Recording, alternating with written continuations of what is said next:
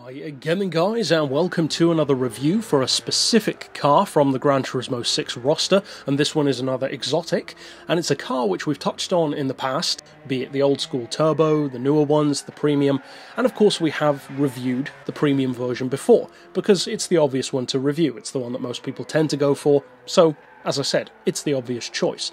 However, both of the non-premium Esprits from the newer years, this one, which is the GT, and there's also the SE edition, which is a little bit more inclined towards luxury and touring, hence the fact that it's a bit heavier than this one, they are both still worth consideration, because sometimes you'll actually find in Gran Turismo 6, and potentially in GT5 as well, although not as much, that a premium car can sometimes not be better than the non-premium, or sometimes at least the premium could be better than you might give it credit for.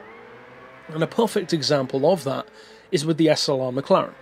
On Gran Turismo 6 we have the premium and non-premium SLR, and yet, despite the fact that it's less powerful and more expensive, the non-premium is just as fast as the premium version, which is kind of weird but also kind of cool, because people don't expect it to be that good, and it actually really is. And in fact it can be tuned to be faster than the premium, if I recall correctly.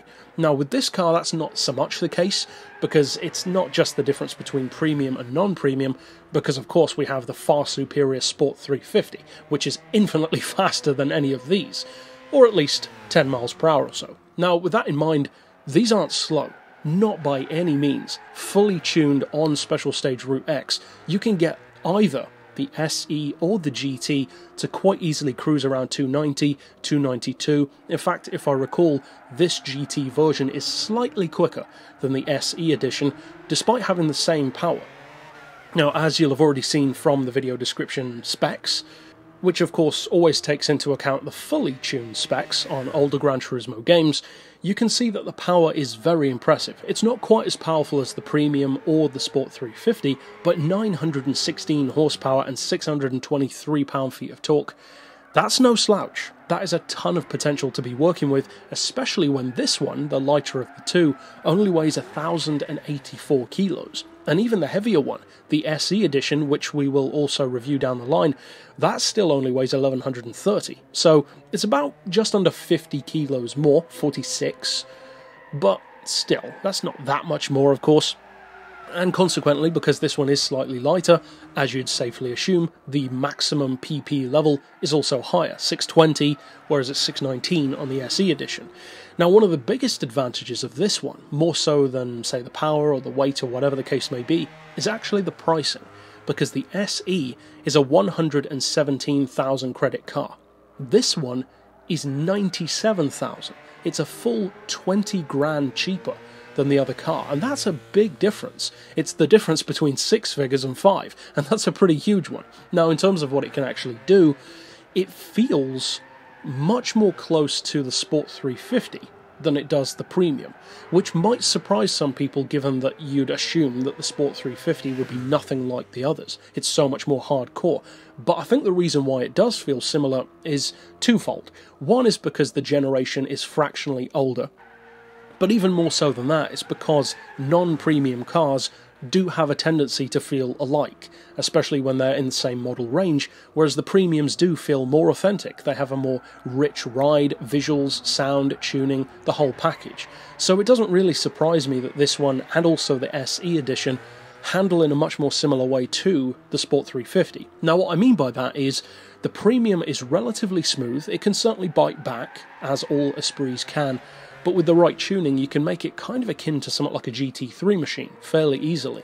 With these ones on the other hand, it's not that they're bad, they just require much more focus when you're driving. They have a tendency to be a little bit twitchier than the Premium. The Premium tends to be more slippery, whereas the Sport 350, the SE and the GT are more twitchy, especially over the front end, and they also lack a little bit of driving feel, which again is down to the fact that they're not premium models. However, if you are going to go for a non-premium version, well, to be fair, go for the Sport 350. That's the obvious choice. It's the fastest Esprit in the game, about 300 miles per hour without NOS or draft. It's one of the fastest cars in the game, period, in fact.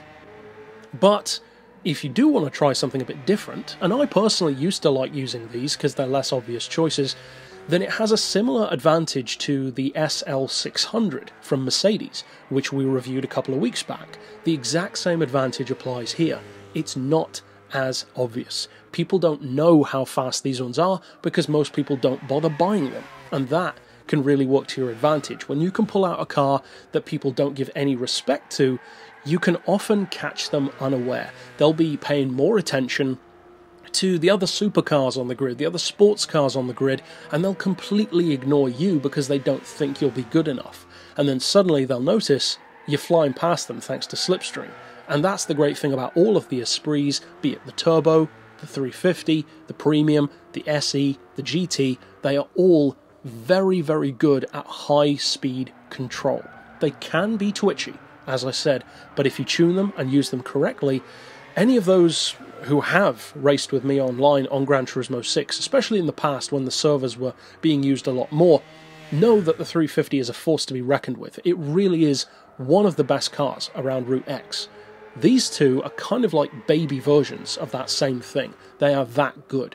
Not quite as quick, but not far off. Again, just like the SL600. It's not as quick as the SL65, but it's not far off. And it has the sleeper appeal.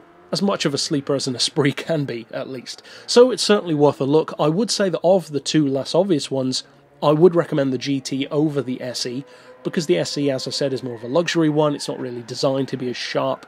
But either way, both of them are interesting alternatives, and they make a nice addition to your collection, and the fact is, they are still among the quickest cars in the game, so that's not something to be ignored. But that's it for this pick overall. Of course, I'll see you guys next time, and for now, as always, thanks for watching.